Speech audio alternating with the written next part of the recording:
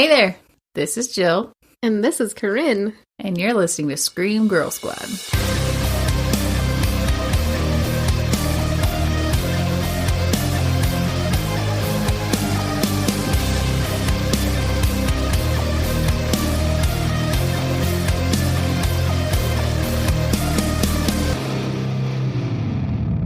Think about that for a second. This is... who am I? That's when you know it's been a week. You have no idea who you are. Again? Yeah, or that we're very old now and very tired. Mm-hmm. This movie made me feel old. Oh my gosh, yes. Like we said it, you know? It looks like the kind of thing we would have loved to do when we were in our late teens and early 20s. Oh, yeah. If Hellfest had been a real place, we would have gone. Mm-hmm. Even though it probably cost like $60 to get in there. We would have absolutely gone. Yeah. Mm-hmm. How much, given the scale of haunted houses, I haven't been in a very long time. Me either. Last time I went to a haunted house was probably 2004. And back then, how much was it to get in? Like $25? Yeah, $20, $25. So in today's I think it's economy, about the same. Yeah. It seems like I almost got tucked into it a few years ago and it was about the same. Okay. Yeah. So it peaked and then leveled off. Yeah. But this Hellfest place in the movie, it had like 20 haunted houses inside. I mean, like maybe even $100 a ticket. Like, people especially for the VIP VIP passes. Yeah. Yeah. See, Caryn, in her current age, thinks, why on earth would I pay that much money to walk around for hours and be uncomfortable? Mm-hmm. I'm not into it. Not when I could just sit at home and shotgun potato chips and... Yeah. I mean, I love getting scared. So, like, in theory, I'm like, oh my gosh, that sounds so much fun. I would love it. But, like, after half an hour of being there, I'd be like, I'm tired. I want to go home. I think I would have more fun putting it all together. Yeah. I want to be on the committee that runs it. Yeah. And helps decorate, does set design and all that stuff. That would be really fun. And maybe watches the highlight reel every night of the people who got so scared that they vomited. That kind of thing. Yes. Because you know that's a thing. Let's make our own Hellfest. Okay. I feel like it would be kind of similar to like when we made a haunted house in my laundry room when we were children. Hey, that was almost scary. Yep, with like the one spot behind a furnace that someone can hide and jump out. Yeah. Hey, your laundry room is scary. So all on its own. I've made improvements to it as an adult. Yes, very true. I've put in things like shelving. Mm-hmm.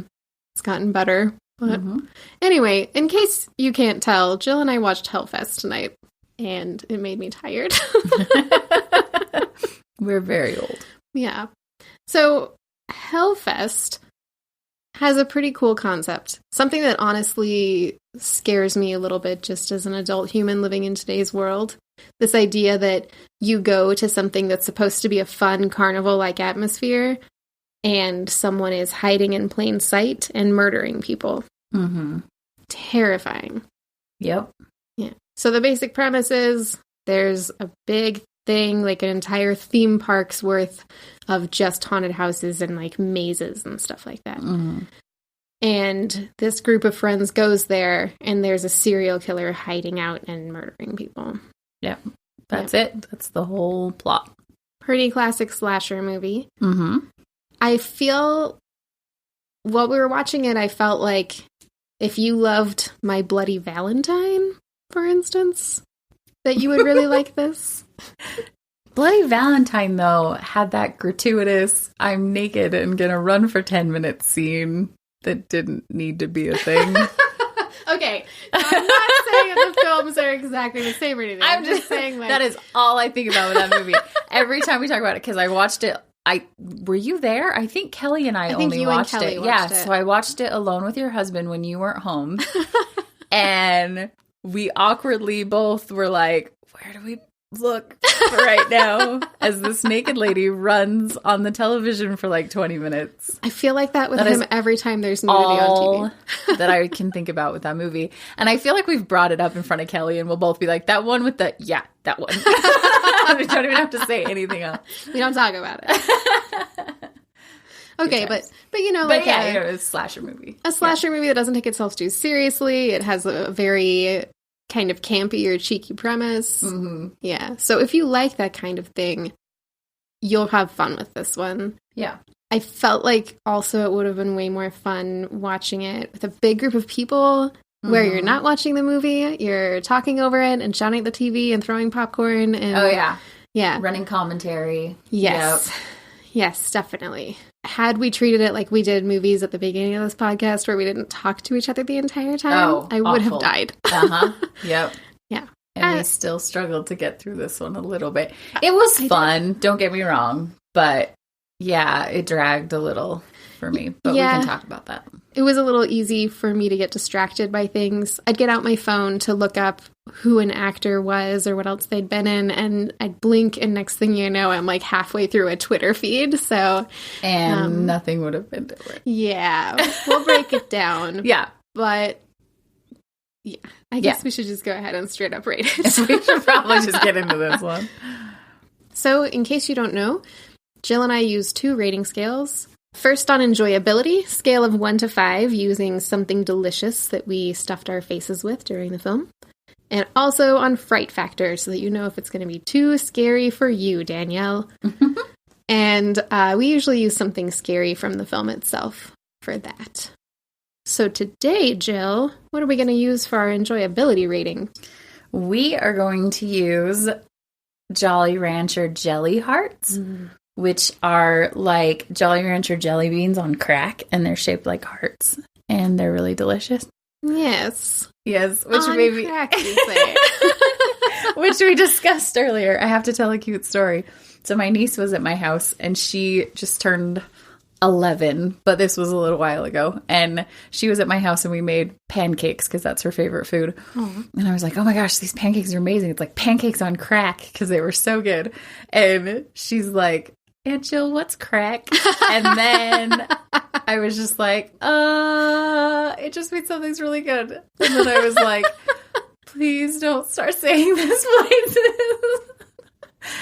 I hope she went home and said it in front of your sister. I know. I hope she went home and went, Mom, Aunt Jill taught me about crack. Yes. Could be worse. That exactly. Yes. We were eating Jolly Rancher Jelly Hearts because, like responsible adults, we went to the grocery store and bought snacks for dinner. Chips we and are dip. Grown-ups. That means we get to do what we want. Exactly. Yeah. So chips and dip. All of the Valentine's displays are out, which means all the cute heart-shaped candy. And my favorite thing about basically every holiday is the holiday-specific candy. Yep. I was really sad they didn't have, like, Cadbury mini eggs and cute whites and pinks. And I'm really surprised that they don't. Those have to exist, right? It must just be that our Smiths didn't have them. Keep on the lookout, listeners. I feel like they're, like, exclusively Christmas and Easter, but I don't know why. Yeah, because they're delicious. They shouldn't be. They should be out all the time. Yes. Plus, all Christmas, I couldn't find the dark chocolate ones, and those are the best ones. Yeah, I know you don't like them. I do. Yeah. I keep getting told that there's some disgusting threshold of dark chocolate I'm supposed to be eating above for maximum health benefits, like 80%. I can't even. I like dark chocolate. I can't even handle that. For me, if it has a percentage sign on the chocolate, it's too dark. I don't care what it is. I like the child chocolate, the stuff that probably doesn't even have any cocoa in it. That's what I'm into. Anyway, so we went with the Jelly Hearts. They were delicious. They were delicious. Circling back now. Okay, so on a scale of 1 to 5, Jolly Rancher Jelly Hearts, how enjoyable was this movie? How much fun was it? Maybe like a 3. Why are you giving it that many? Because I took a shot in the dark. Well, I didn't, like, hate it, but I didn't love it. 3 feels really middle. I was thinking about this as we were watching the movie. I did not until just this moment. So please tell me your thought process and I could change my mind. No, I just mean I was thinking about what's our middle. Because I was thinking as we were watching it, this feels like a 3 because it feels in the middle. I was having like a decent time. I'm never going to watch it again. But I feel like we've rated some stronger films as 3s. But you know what? This is about how much fun we had watching it. So, so yeah, I think 3 is a pretty decent average. Yeah. I'll go with a 3. Good. Okay. So we didn't hate it. I didn't want to turn it off. Right. Like I said, I think under the right circumstances, it would have been even more fun. Mm-hmm. Not that you're not amazing and enjoyable to watch movies with. I just wanted someone I could harass bodily while I was watching it. Someone I could, like, poke and prod and that kind of thing. I wanted someone to annoy during this film. Yeah, that's fair. And I can't annoy you because you're the one that takes the notes. So. Plus, I'll just annoy you back. That's true. So... Yeah, you don't want to get into, like, a pushing war with Jill. Yeah. Push you down a flight of stairs. Just sit on you and smother you with a pillow. Fight over. So, how about on a fright factor? What should we rate it on? Like, masked guys? Sure. He had kind of a creepy mask on. It looked almost like if they were making Freddy Krueger masks at the factory and one came out wrong. So misshapen Freddy Krueger masks, maybe? Yeah. It also sort of looked like kind of a melted scarecrow mask. Like, it kind of looked like skin, but not. Yeah. I don't know. It was really weird. Hard to describe mask. It was unsettling, though. One eye was, like, a little higher than the other, and it was uneven. Mm-hmm. So, scary masks? Sure. 1 to 5 scary masks. How frightened were you during this movie? 1. Did we decide previously we can't do a 0? The eyeball scene. Oh, the eyeball scene. Okay, I'll give it 1 for the eyeball scene that I didn't even watch. I couldn't handle it. So, yeah. I'll go with 1. And there was another couple parts where I got, like, a tad nervous, maybe? So, that's this way. I would... 1.5? Sure. Okay. 1.5 scary masks. Yeah. Oh, we should talk about the cast a little bit. Yeah, so I think one of the things that contributed to this film being a 3, for sure, was the cast did a really good job with, like, what little character they had to work with. Yeah. Yeah. So tell me about Bex. Bex Taylor Klaus is in this movie, and I just love this person. They are non-binary, and they've popped up in random stuff throughout the years that I just always really enjoy them in. So the first thing I saw them in was The Killing. Yeah, and to me that sounds like a murder slasher movie or something, but you said it's more like a mystery, right? Yeah, it's a TV series, and it reminds me a lot of Broadchurch. Okay. And so, like, the first season, they're solving one whole, like, crime. Okay. And then I think the second season, a new crime comes in, or it kind of wraps up the first one, too. Maybe there's some crisscross. Honestly, it's been a while since I watched it. But Bex comes in season 2 as like a homeless teenager who kind of bonds with one of the cops. And that's when I first was like, oh my gosh, I love this person. And then they're in Scream the TV series, which my friend Paige and I watched, which I also went to see Hellfest with Paige. So shout out to Paige. Hey, Paige. But Paige and I watched it together and loved it. It's so campy and ridiculous, but so fun in the dumb way, right? I'm glad to hear that. Because Scream to me is one of those holy horror icons. Yeah. I was a little bit like when a song that you love by your favorite band gets covered and you're like, how dare you?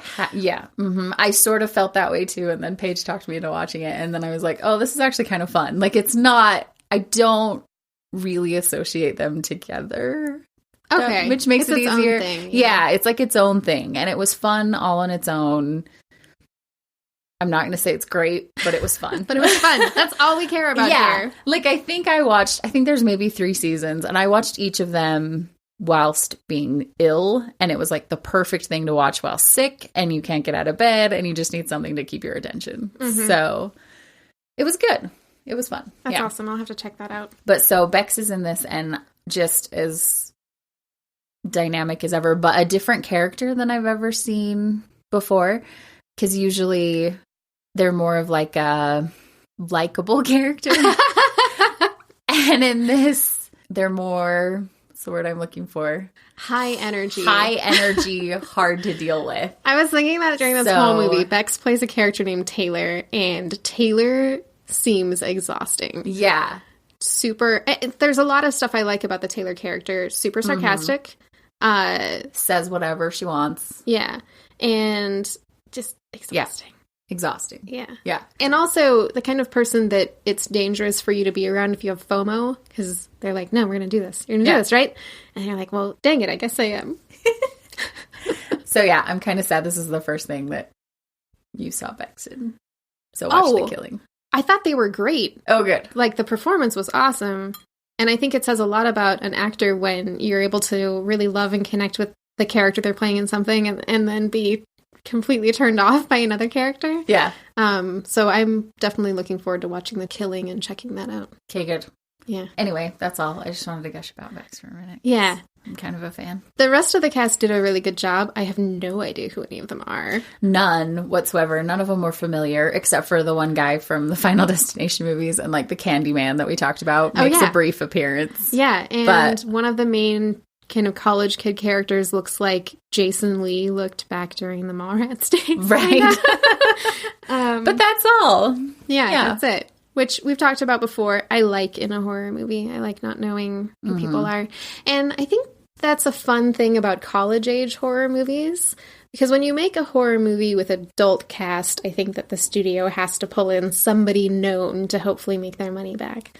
But there's less of that with college stuff. Maybe the kids are in stuff that I haven't watched because I don't have children, so I haven't been watching Disney Channel originals forever or whatever. But I don't think they are. Yeah. Good. Anyway. You know, I keep in touch with the children's shows for you. For me, thank you. You do me a great service. Awesome. Ready to dive in? Let's do it. Spoilers. Okay. So, the movie starts out with a group of 3 girls just like walking through a haunted house. You're not really given any sort of backstory or anything. They're going through this haunted house. One girl gets separated and walks past a guy who like starts following her, like watches her pass and then starts following her through the haunted house. And he's humming Pop Goes the Weasel the whole time, which I think we should talk about because it happens sometimes that like a song will be used in a scary movie and then you remember it forever. I feel like maybe we've talked about this on the podcast before, but like my mom with Blue Moon for the American Werewolf in London, or like Lady in White, he sings that Have You Ever Seen a Dream Walking song? And it like just made that song be creepy. Yeah. Or Jeepers Creepers. Jeepers Creepers. Yeah. So this movie, I feel like was trying to do that with Pop Goes the Weasel, but like it didn't work. Yeah. I was wondering if they were maybe doing it a little bit tongue-in-cheek or something. The Simpsons calls it the forbidden music. Yeah. I definitely hate that song. Oh, so. Yeah. Well, I don't think anyone really enjoys it. Yeah, no. But yeah, so he's like humming Pop Goes the Weasel, which just was weird. Yeah. And then sneaks up on her and stabs her. Yeah. And she's in the haunted house. The whole scene was kind of flashing. I think Caryn stopped watching at this point, right? Oh, yeah, for a minute. That's why I can't go to haunted houses now. There's always at least one strobe room. Yeah, yep, for sure.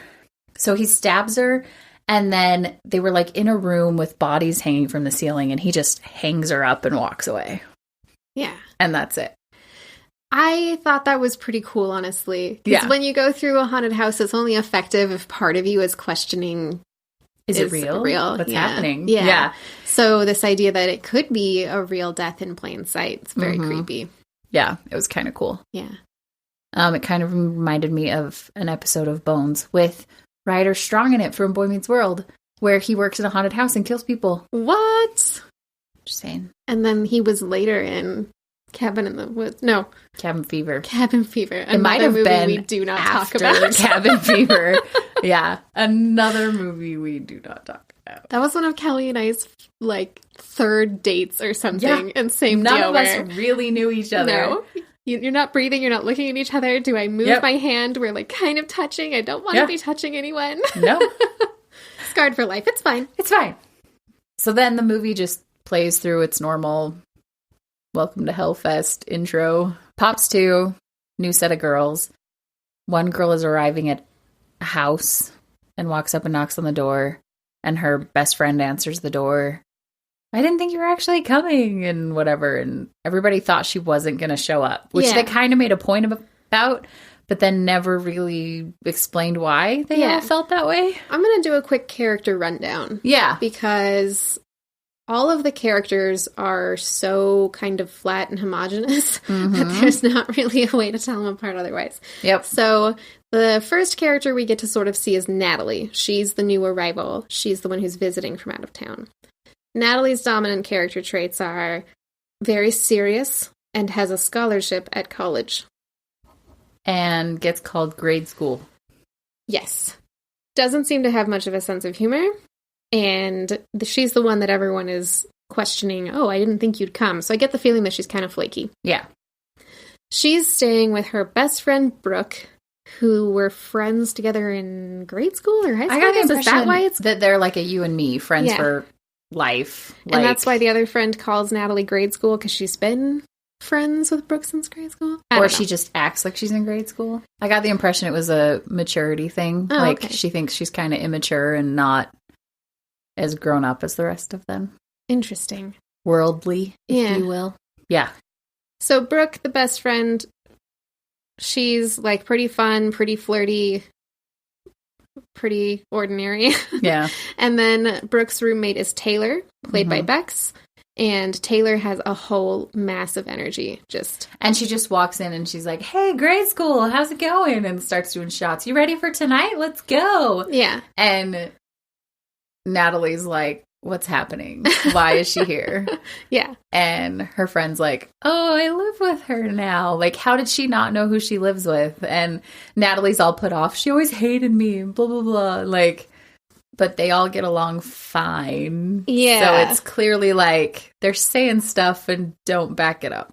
Yeah. In regards to character development. They hint at histories that they don't ever fully explain or anything like that. So the three friends are planning on going to Hellfest with three guys. Quinn, who is Brooke's longtime boyfriend. They say things like, I love you, so you get the point that they're kind of established. Asher, Taylor's boyfriend, who got them cheap VIP tickets or something.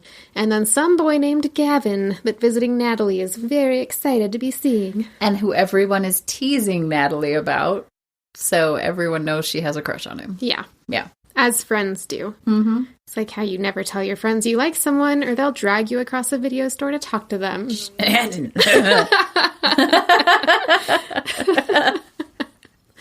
So, yeah, that's the basic setup. There's some mild banter during this whole scene. They get sort of dressed up, but mostly dressed down.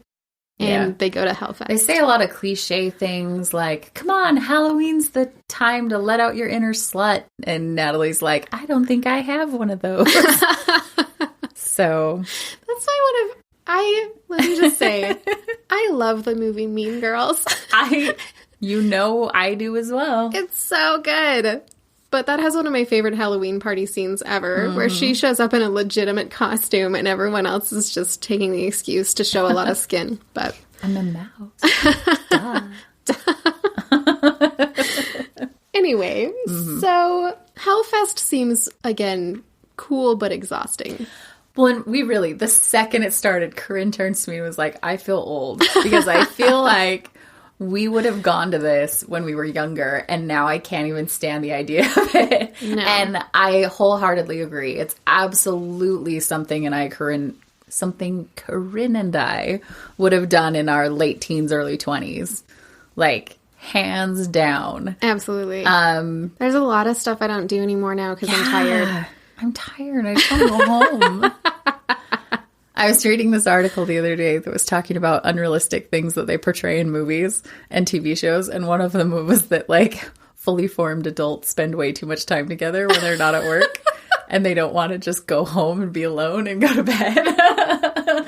And as a person who's been sort of rewatching How I Met Your Mother, that is so true. They're, like, up late every night at the bar and then, like, go to work the next day and tired. Yeah. Especially once they hit their 30s. Yeah. What are they doing? No. No. And I'm even really extroverted, and I like being around other people a lot, and I get really energized at conferences and stuff, but I still am really tired all the time. My body can't keep up with my need to siphon energy off of Well, we were talking about this too. I'm getting better at self-care the older I get, and I feel like you are too, like setting boundaries and just saying like, no. Oh, saying no is so hard. Yeah. But like you and I have always struggled with that, but it's getting easier for me the older I get to just be like, no, I'm not going to do that thing. Yeah. I'm tired and I want to go to bed. I'm getting better at time management. I used to feel like if someone asked for like my help doing something, or if I'd be willing to contribute to some type of project, I'd be on it. And I think I'm getting better now at recognizing that you have to reserve some energy for you. Yes. Yeah. And for your own interests. Which is so hard. But yeah, I'm getting better at that too. Yeah. Anywho, so we would not go to Hellfest, but at the same time, it looked fun. Yeah, if you are from a city that has like a Six Flags or like Lagoon, like we have here. It reminded me of Lagoon a lot. Yeah, Frightmares. So a lot of theme parks, they'll do a Halloween-themed haunt, and you'll run around and there's people in costumes everywhere, and there's lots of different haunted houses to check out. And that's what this felt like, but without the rides.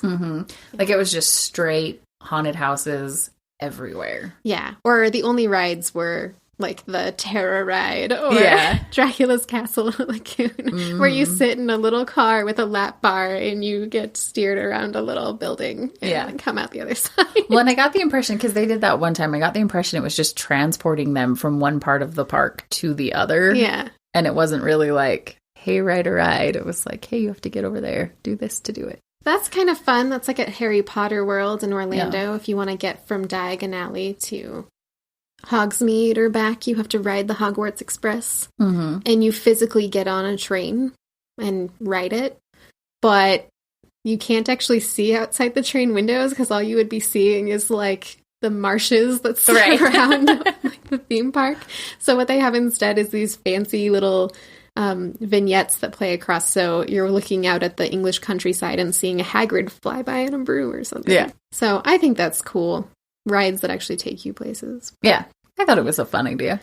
But yeah, it's just like there's people in costumes wandering around everywhere. They talk about how there's different parts of the park. Like one section, the people are allowed to touch you. And one section, they're not. And so based on what you're willing to put up with is where you go. Yeah. And they described a lot of it as mazes. Which I thought that was cool. I'd be interested in going into a maze, but not necessarily one that's filled with people who are just going to jump out at me. Yeah. Though I do love a good haunted corn maze. Yeah, But then you're outside. Yeah. I guess that's true. Yeah. So they wander around.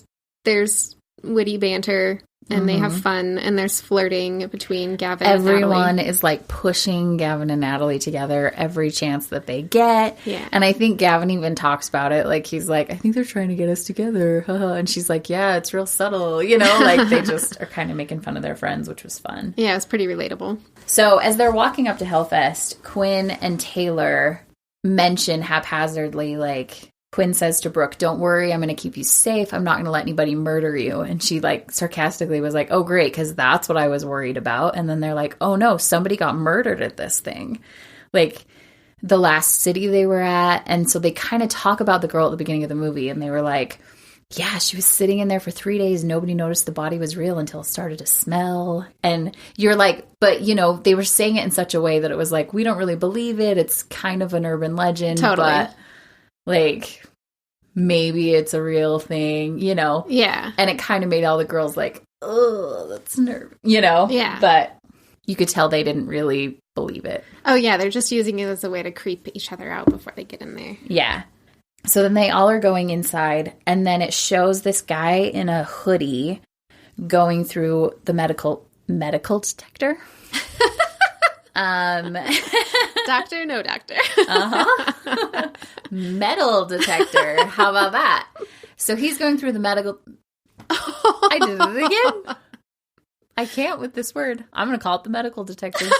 So he's walking through the medical detector and it goes off. Because he's got so much medical. So much medical in his pocket. So it's just throwing pills. I'll keep going.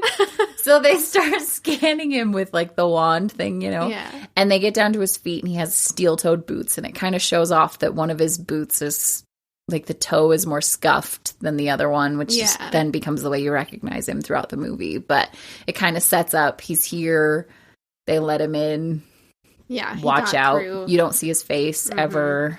And then he's walking through the crowd and he like is watching people and kind of bumping into people and being a creep, pulls out his mask right away and then walks over and steals a knife from one of the food carts. Yeah. That someone just left knife. Like, sitting out. Is that for candied apples or something? That knife is like a weird saw. It was an intense knife. Yeah. Yeah.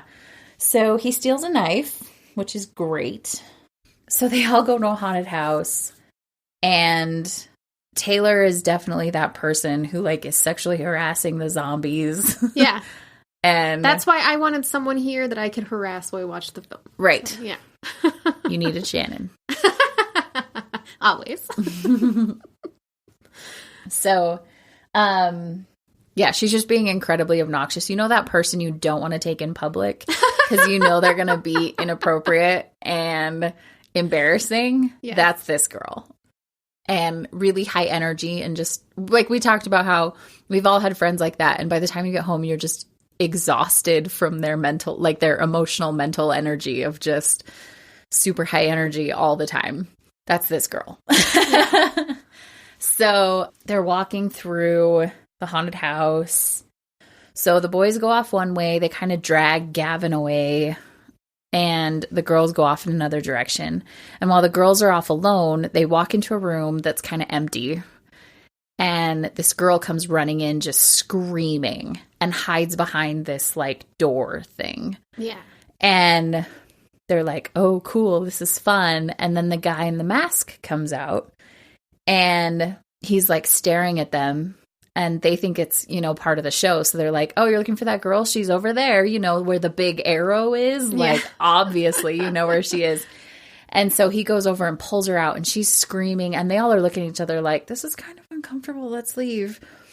And for some reason, Natalie stays. Yeah, she hangs back. Yeah. Brooke and Taylor have way better instincts. Yeah. They move on. And Natalie just watches him holding this girl down, and she's like freaking out, and you kind of like, you can see the genuine terror in this girl's eyes, and he's just like holding her and has a knife to her, and Natalie's just standing there, and finally she goes, just do it. Yeah. And just so do it he's like, all right, and just stabs the girl, and that's it. Yeah. And she just like walks away like, oh, that was too real, that was really uncomfortable. And she walks out of the haunted house. And she turns around and he's just standing there staring at her. Yeah. And she walks out and she's like, that was too real, guys. And they were like, I know, right? We had to get out of there. Like, that was weird. Yeah. And then right after she exits, another actual Hellfest employee runs up to an attendee and stabs her in the belly, too. Yeah. But when he pulls his knife away, it's like a fake knife, a trick one where the blade and nothing goes happens. And she laughs and walks away. Yeah. Instead of this girl who, like, didn't get up and was bleeding. Yeah. So I think that probably reassured Natalie, like, oh, stabbings happen here, but it's fake knives, and that must have just been really effective. It must just have been, like, really real. They're really trying to scare us. Yeah. Yeah. When she turns around, the dude, who they call the other, he's the other. The killer who's chasing them around. So the other, the masked guy, is standing behind her, and he just raises a finger to his lips, like, makes a hush. Yeah, like, shh, don't tell anyone. And then wanders away. And she's just like, okay. Yeah. So then Gavin and Natalie decide they're going to go into a photo booth. And so they go into a photo booth, start taking silly pictures, end up making out, of course. And the whole time they're in the photo booth, you see the masked guy outside, like, slowly creeping towards them and just watching the photo booth. So their friends are waiting outside, and he gets closer and closer and then just takes their pictures and walks away. So Brooke gets, like, really upset and starts yelling at the guy, like, hey, what are you doing? like chases him down. Like, why would you steal my pictures or whatever? And chases him down. And she ends up in this like abandoned alleyway that's all foggy and creepy. And she starts hearing Pop Goes the Weasel. And like, you're supposed to be scared. And then her boyfriend shows up and like jumps kind of. Yeah, there's a little jump scare. Yeah. I think she got grabbed, but it's just her boyfriend. Yeah. And he's like, what are you doing? Since when did you start chasing after people or whatever? And she's just like, I just don't like that guy. And he's like, well, whatever, he's gone, let's go. And they leave. There's a nice comment from Taylor at one point that Natalie says, that guy's following me, he's everywhere. And Taylor's like, yeah, he's an actor, he gets paid minimum wage to follow us around. Yeah. Because she had all the best lines. Yeah. Yeah. Which I can see how that would be a fun job. Like, I gather that it's actually pretty competitive to work at these types of haunts. And there's a rigorous audition process. And I think it would be fun to get paid to scare people. For sure. And make them feel unsettled. Absolutely. So they decide they're going to go to the part of the Hellfest where the people are allowed to touch you. The Deadlands. The Deadlands. They start heading in that direction. And Gavin's like, I'm going to catch up with you. I'm going to go do something real quick. And Natalie's like, well, do you want me to come with you? And he's like, no, it's fine. I'll catch up. And she's like, well, no, just let me come with you. And he's like, no, it's fine. I'll catch up. And he grabs his buddy Asher and he's like, I'm going to go get her a toy. Because they've been trying to play these games and like win a toy earlier. And he is no good. He is like that guy with no athletic ability. And everybody else was like getting the ring toss or whatever. And he was nowhere near it. He was terrible. Well, in fairness, those games are rigged. Oh, yeah. They're made to not let you win. Yeah. But the other guys both won something and he didn't. So... he was feeling a little insecure. He wanted to get her a toy. So he went back to do that. And everybody else went on without him. He's like, I'll catch up. No worries. Whatever. He should have just been happy with the fact that he gave her a pretzel. Right? I would much rather have a soft pretzel than some teddy bear. He gave her a soft pretzel. They made out in the photo booth. Everything was fine. Jeez, guy. So he went off to get a toy. Scary movie rule, don't go anywhere alone and say you'll be right back. He broke both of those, just to be clear. So everybody else goes and gets in line. He goes off to find a toy. He walks up to the vendor of the game they were at earlier, and he's like, I spent like $50 here earlier. Can you give me a toy? And the guy was like, no. And you could tell he was just like, I don't get paid enough to care about this, but I'm not going to give you a toy because I don't want to. Like, and he'd get fired, probably. Yeah.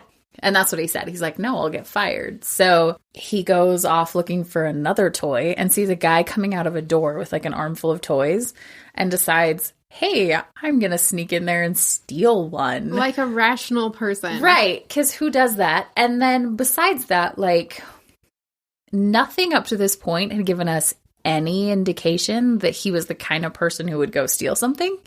Like, you got the impression he was kind of more of the boring, safe guy type. And that's why Natalie liked him. Yeah. Because they kind of were both the more, like, sensible, safe options. Yeah. And so for him to, like, it just felt weird. So they definitely also didn't give us terribly much evidence that he wouldn't steal stuff. Like, they kind of indicated that he, based on his banter, general demeanor. I don't know. Yeah, but really, we knew nothing about these people. As I commented to Caryn while watching the movie, we know none of their background. They could be white supremacists, and we would have no idea. Yeah, how are we supposed to care that this dude is killing them? Like, he could be a baby killer. He could, like, hate puppies. Yeah. We know nothing about this fella. This dude in the mask could be some type of vigilante who's doing us all a favor because these people have been secretly putting arsenic in school children's milk or something. Yeah. How do we know? We don't. We have no background information. So maybe we're team mask guy. Yeah. Okay? Maybe. Actually, I would like someone to make this movie now. Where at the end, have they not? I feel like that's a thing that has happened where you go the whole movie thinking one person is the bad guy and then it turns out to be the other person. Is that a thing? This is sort of familiar, but I can't think of an instance off the top of my head. If any of you can, please let us know. Yeah. There's that one movie with the guy. Mm-hmm. And his dad had kind of brought him up to be... Sorry. Yeah. No, I can't remember his name for the life of me. But, you know, his dad had brought him up to be a murderer. Frailty? Yeah. Yeah. That movie. That is true. That's that Matthew McConaughey movie where you think Matthew McConaughey is the good guy because he's Matthew McConaughey and then he's not. Yeah. Yeah. And...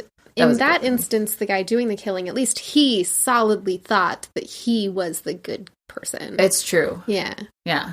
But that's a good movie. I don't know if there's been any that have done a switcheroo completely. Yeah. Yeah. So if there's not one, someone please make it because I'd like to watch it. Maybe you should write it. Feels like a lot of all right. Anywho. So, yeah. So Gavin the puppy killer goes off by himself. to get his comeuppance. So this was honestly probably my favorite scene in the whole movie. So he's like sneaking, like looking in people's lockers. He's in like a glorified locker room, but it's kind of outside. And he's like, he finds a toy and he shuts the locker and the masked guy's just standing there staring at him. And instead of being like, oh, shoot, I got caught. Like, he was just like, hey, man, what's your problem? You're off the clock.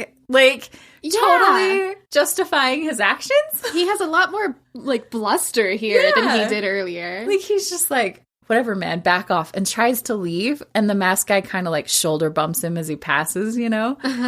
And then, like, grabs him and pulls him to the ground. And starts, like, beating him with essentially a mallet. One of those super giant, oversized mallets that you use in the test of strength game on a Midway. And you slam it down on the platform. And the thing shoots up and ding at the top. Yeah. So he's using one of those. So he, like, pulls the guy to the ground, uses the mallet, totally crushes / explodes his skull. And as he does it, it shows you the ding. And it was magical. This gave me high hopes that the rest of the movie would have equally fun things. Kind of like with Anna and the Apocalypse, how the scene in the bowling alley, there were a lot of really clever zombie killing moments using bowling accoutrements.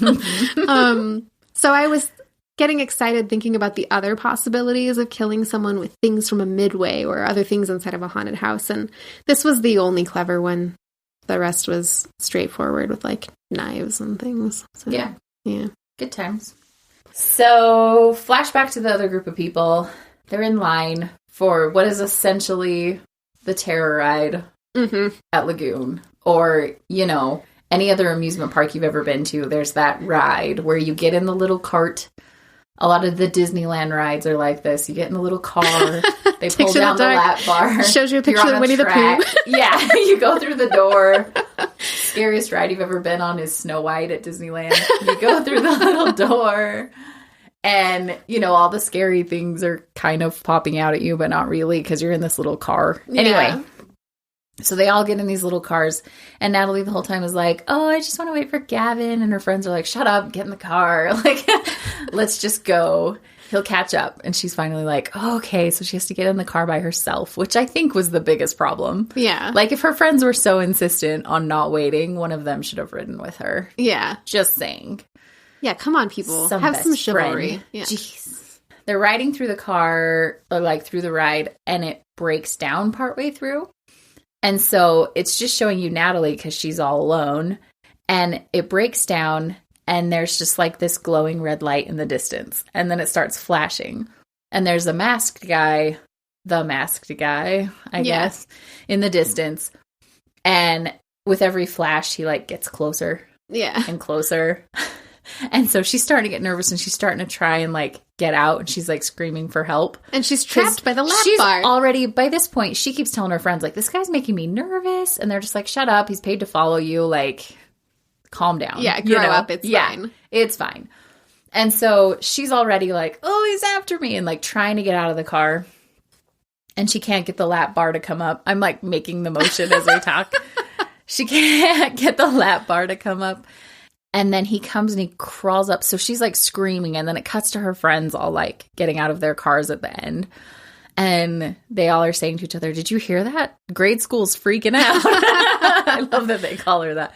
So they're like, what happened? And she comes out and there's a guy like perched on the hood of her car. Like just an like animal. Hovering over her. Yeah. And the car pulls up and then all her friends are like freaking out and he jumps off and then like 5 other guys who look just like him emerge. Yeah. And he lifts her lap bar and lets her out. And gives her a hand of getting out of the car. Because this is apparently something they do on purpose to scare you if you're a solo rider. Yeah. Yeah. And so everyone's just like, oh man, that's amazing. He's been following you this whole time just to like scare you. This place is awesome. Yeah. And she's just like, yeah, real great. But she's now but kind of a little more complacent. Yeah. Yeah. So then they get out and they have to find a map to the land. So like the one boyfriend, there's a big dead body with like a hole in his stomach and he like sticks his hand in the hole and it makes that like squishy body noise. Yeah. And he sticks his hand in there and then the dummy like grabs him at some point. But he grabs a map, which, you know, I thought was pretty cool. Yeah. One of those things that young 20s me would have been like, this is awesome. Well, and honestly, a lot of the stuff that they did in the film like that, I kept thinking, I wish I was experiencing this in real life instead of watching it as a movie. Yeah. Like it really was more than anything out of this movie, I was just like, I want to go to Hellfest. Yeah, which is weird because that made me feel very tired thinking about going to Hellfest. Oh, yeah. But I still wanted to go. I want to go. I want to see all these neat, unique haunted house rooms that they created and the effort that they put into the entire experience. That's cool. I would just maybe need a lot of benches to sit down on and frequent food breaks. Lots of caffeine. Yeah.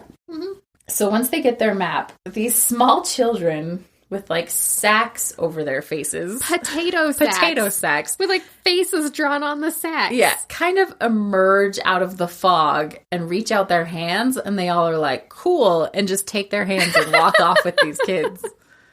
Like not one of them was like, nah, I'm not doing that. Because that's how you get into the Deadlands. Okay. A potato sack child has to lead you in. And I reflected and decided that would be my possibly least favorite job in the park, excluding the really awful jobs like having to clean up people's vomit and urine and stuff. Right. Let's put those away. Yeah. The costumed job that would be the worst is wearing a way too scratchy potato sack on your face. And your entire job is to hold people's hands when they get off the weird little terror ride and guide them around the corner. Walk them across the bridge to the haunted house. And then go back for more. Yeah. No, thank you. I agree with you. That would suck. So they lead him to another haunted house, and there's 2 options. And once again, the boys go in one, the girls go in another. Yeah, because one of the options is sleep like a baby, and the other is your worst nightmare. So it's a choose your own level of fear, I guess. Yeah. And they choose what they I mean, it didn't make a whole lot of sense why they didn't go together. Yeah, plus once they got inside, it looked like the choices didn't matter much. They both looked equally unsettling. Yeah. So they go inside. This is when we started taking much less notes. Me anyway. Yep. Because it's just, they're in a lot of haunted houses. It's just how it happens. So they go into this haunted house, generic haunted house things happen. They interact with stuff. There's like, zombie faces and stuff, and the girls all get through the haunted house no problem. No big deal. Yeah, Natalie proves herself to be kind of good at figuring out how things work. She's got the timing worked out. She's able to count down, like, and now someone's going to come scare us or something. Yeah. And at the very end, the masked guy starts beating on plexiglass when Natalie passes. And so it freaks her out. They get out of the house out of the maze, and she's like telling her friends about it. And she's like, why was he in there? Like, she's all freaked out again. Yeah, and Taylor's very dismissive. They're literally everywhere. Yeah, they're everywhere. There's like 15 of them in the ride back there. And she's like, yeah, well, why are they here? Anyway. Yeah. So they're fighting about it. And then Asher is still in the haunted house by himself. And this was the worst part of the whole show. So he gets tackled by the masked guy, who holds him down and pulls out a syringe. Was it a syringe? A ridiculously big one. Because it wasn't like clear at the top. It was almost like an ice pick, but not quite. Oh, I think it was a syringe because he took it from the heroin room. Okay. Yeah. Okay.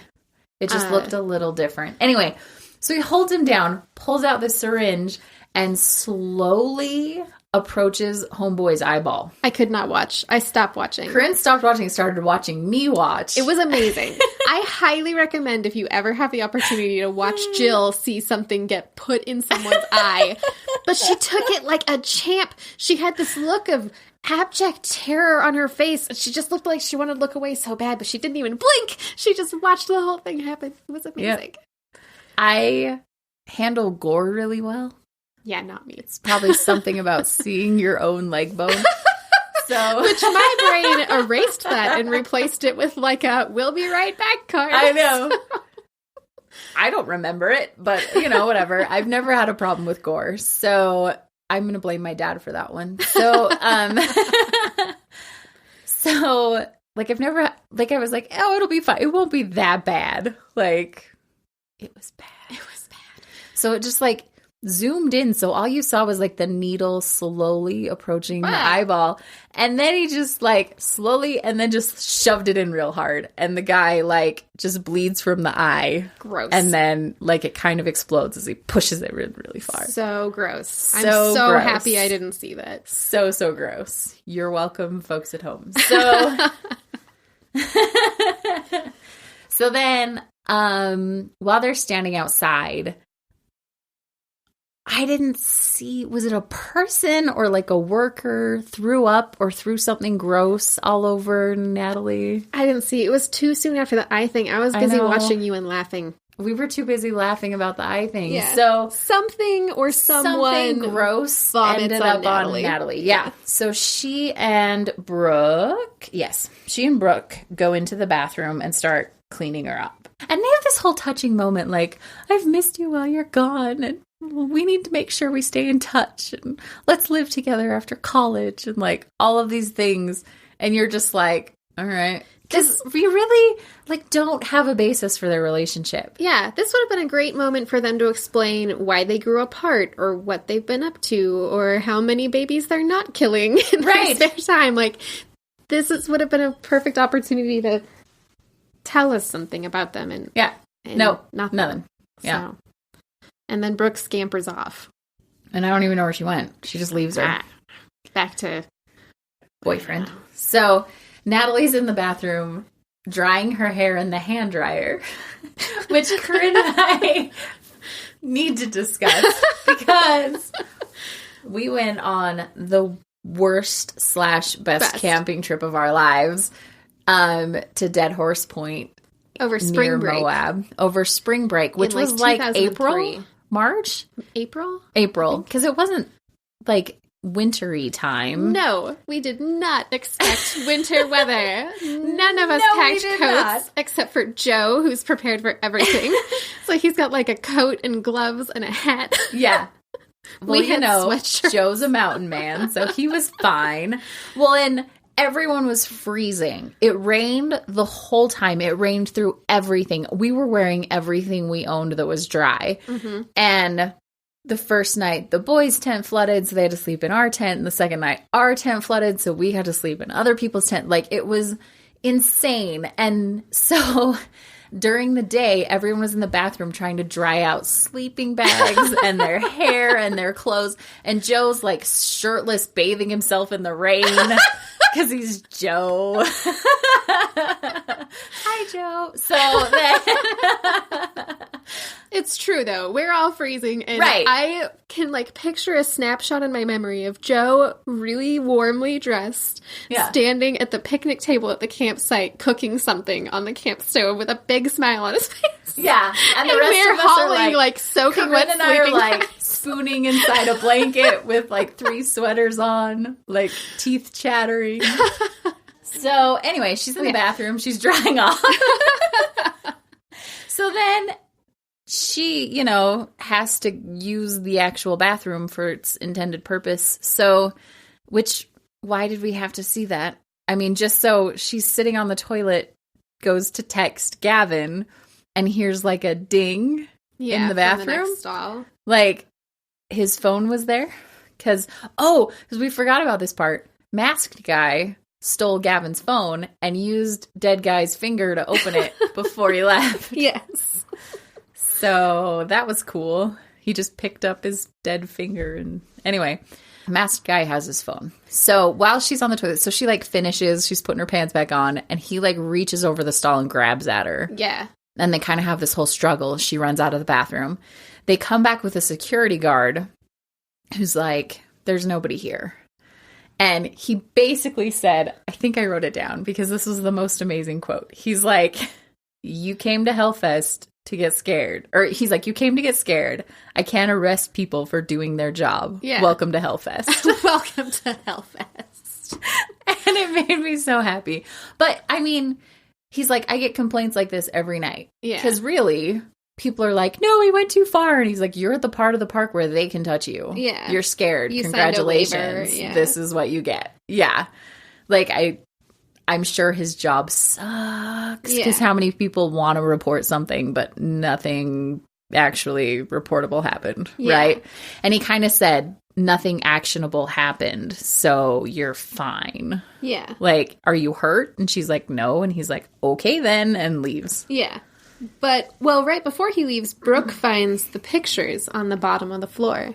Yeah. She finds the little string of photos that the masked guy had stolen, yeah. So Brooke definitely believes Natalie, but the security guard has no context for this. He's like, how does this thing of photographs, like, prove that something happened? He's like, so where's your friend Gavin? And they're like, we don't know, he's missing. And he's like, well, I think I know who scared you then. Yeah. Like, which... Yeah.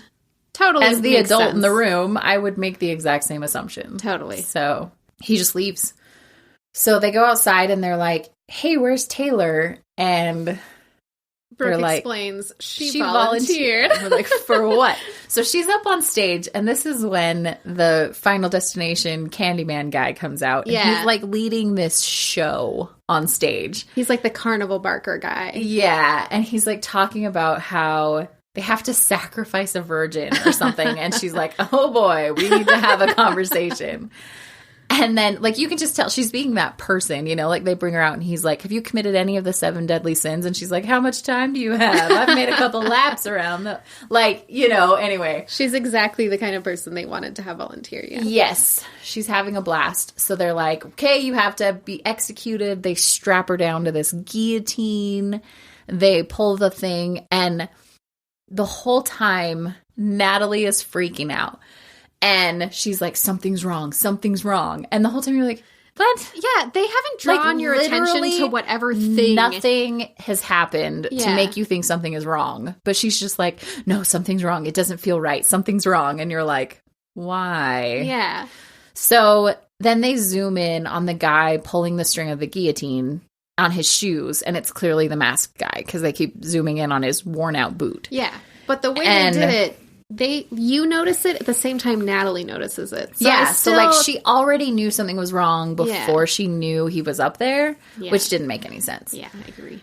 So she's freaking out, screaming, trying to jump up on the stage. The security guards are holding her back. They fake chop off her head and hold up this dummy head. And all of a sudden, Natalie's like, oh, okay, it's fine. Yeah. And you're like, well, of course it's fine.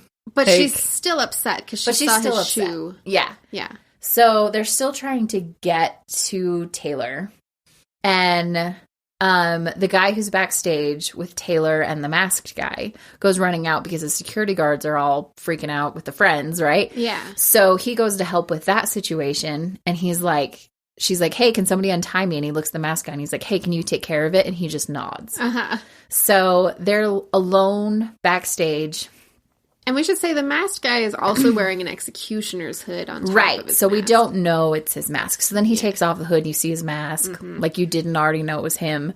But now Taylor gets upset and starts freaking out. And she's like, okay, man, let me out of here. Like, I'm done. Get me out. And he tightens her ties, like her restraints.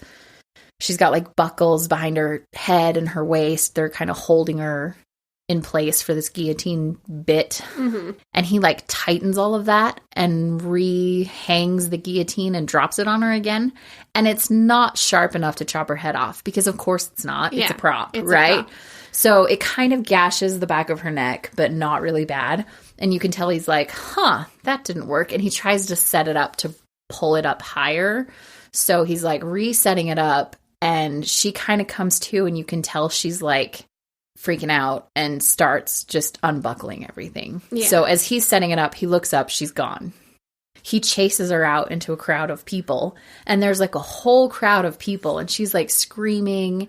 Quinn comes running up and he's like, Taylor, oh my gosh, you're okay. And Mask Guy comes up and stabs them both. Yeah, in just front like of a huge crowd of people. Huge crowd of people. Yeah. Who then all scatter and are just freaking out. And by this point, security's like, crap, this is real. Yeah. We got to do something about this. Yeah.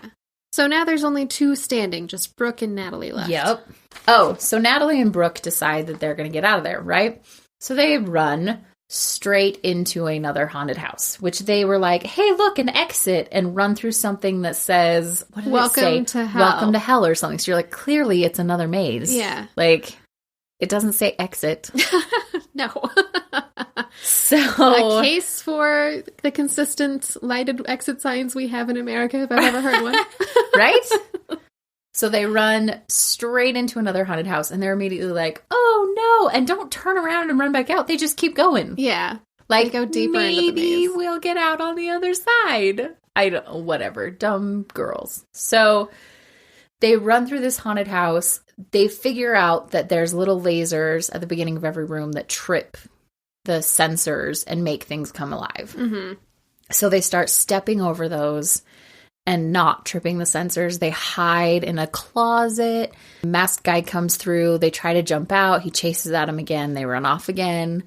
They end up in this room that's like all people and mannequins. I guess it's all mannequins. Yeah. In like black outfits with white masks and black hoods. Yeah. So the way that the room looked to the camera, and I think would look pretty cool if you were there in real life, was just a bunch of floating white masks. Mm-hmm. Because the black covering the mannequin blended in with the black of the walls. Mm-hmm. So it looked like a void. Yeah. And if you did realize it was masks, it was still unsettling. Yeah. Like, here's all these people with these masks just all staring. You know, yeah. It was really effective. So cut to the masked guy walking through that room.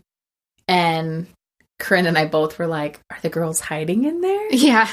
That would be awesome. And then, yes, they were. So as he walks by, they like jump out at him and attack him. Yeah, and Natalie beats the crap out of him with a mannequin arm. Which is pretty cool. Yeah, really great. And just starts beating him with a mannequin arm. And Brooke is running away.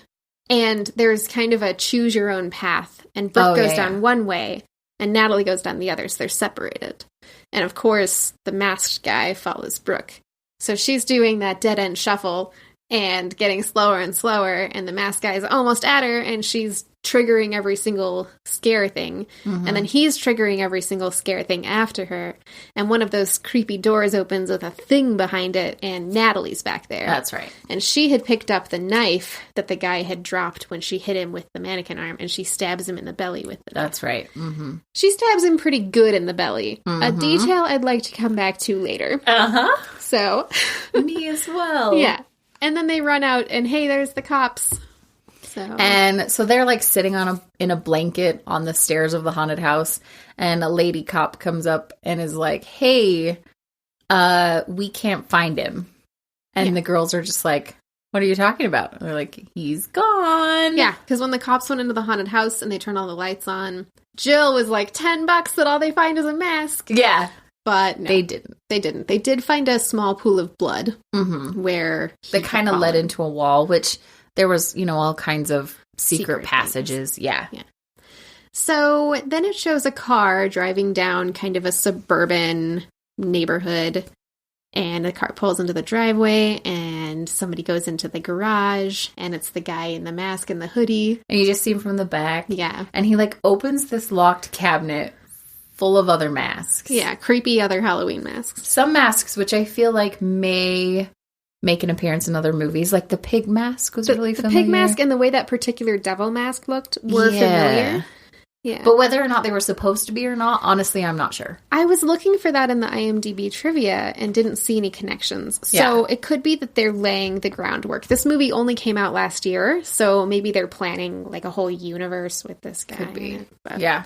I would watch additional movies if we learned more about him. Because right now I'm, like, annoyed that we don't know anything. Yeah. So in his cupboard with all the masks, there's, like, a couple other little knickknacks, like a weird pair of sunglasses and some Mardi Gras beads. And then there's a picture of somebody wearing a black hoodie, but you can only see his shoulder. Mm-hmm. And then a woman standing next to him who kind of looks like a lot of the murder victims in the movie. Yeah. With long brown hair. Yeah. Also, he puts a thing of photos of Natalie and Gavin in the cupboard, but I thought he had dropped those back in the bathroom. Yeah, I was pretty sure Brooke had those, but now he has them again. So he keeps those as a keepsake, so I'm wondering if the sunglasses and the Mardi Gras beads and stuff, if they're all other little tokens that he's kept. And then he walks into the kitchen and into the living room. And for some reason, they keep up this scary music as he's walking towards a sleeping little girl on the couch. And he starts singing Pop Goes the Weasel again. Yeah. Yeah. And it's like they expect you to believe that he's about to kill this girl who's clearly his own daughter. Right. And so he walks up and she wakes up and she's like, Daddy, you're home. And runs up and he's like, hands her a toy, which is like clearly the toy that Asher had when he was stabbed in the eye. Yeah. So yeah. Then that's the end. And I agree. If they do make subsequent movies and there's more character development, because that's interesting stuff. Do you watch Mindhunter? Yes. Yeah, so like the guy that they're chasing through all the seasons of Mindhunter, and you only see little snippets of his life, and you know that he's going to come up in a future season and be like the big bad that they're fighting. But I think my biggest complaint with this movie is that there was no character development at all. Yeah. And I still, like, cared about the characters somewhat, but honestly not enough.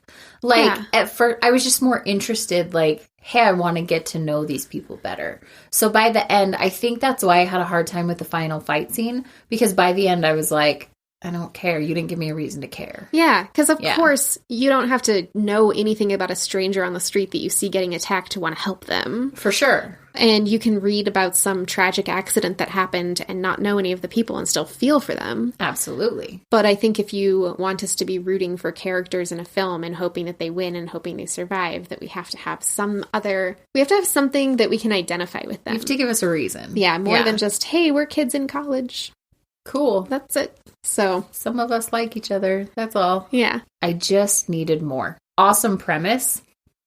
And honestly, my favorite bits were him blending in with the real stuff. Yeah. And never knowing, like that bit in the ride. Yeah. Was it him? Was it the other guy? Was it, like that was all really done well. And I thought the set design was really good. I don't know if they built all that from scratch or if they borrowed a theme park or something, but it was cool. Yeah. And again, if I had the option of going for a very small amount of time, it was like $10. I would like to go to there. So, but all in all, I think I'll stick with my ratings from earlier. A 3 for enjoyability, a 1.5 for fright factor. Agreed.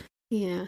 Just for that eyeball scene. Yeah, God. Well, there was definitely a couple moments where I got a little tense, like when Brooke's alone in the alleyway or, there was definitely some good jump scares, which is what I like about slasher movies. I like the jump scares. Oh, yeah.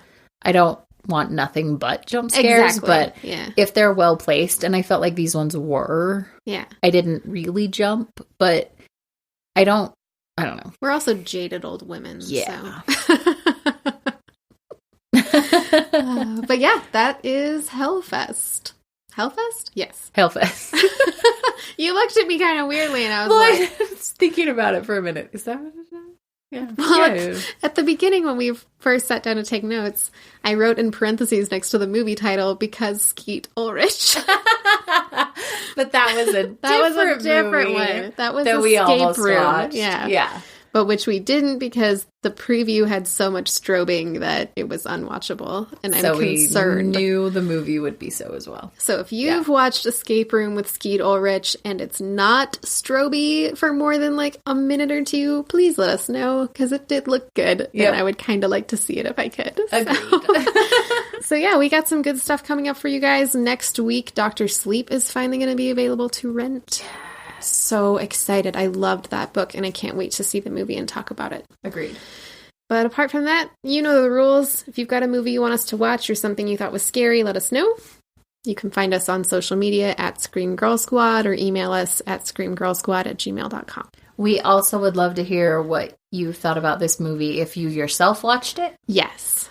So, yeah, let us know. And also, very importantly, do tell us if Cadbury mini eggs come in Valentine's colors and are available to buy. If you see them on the shelves, run. Don't walk to your nearest computer and let us know. Very important. And if you're in the Salt Lake Valley, specifically which grocery store you were at and what aisle it was on. Thank you. Or if you will buy them for us, we will reimburse you. Or you want to just give them to us for free, that's even better. Because we do such a good job. We accept bribes. So that's a thing. So yeah. Yeah. All right. Well, thanks so much for listening. Until next week. Bye. Bye.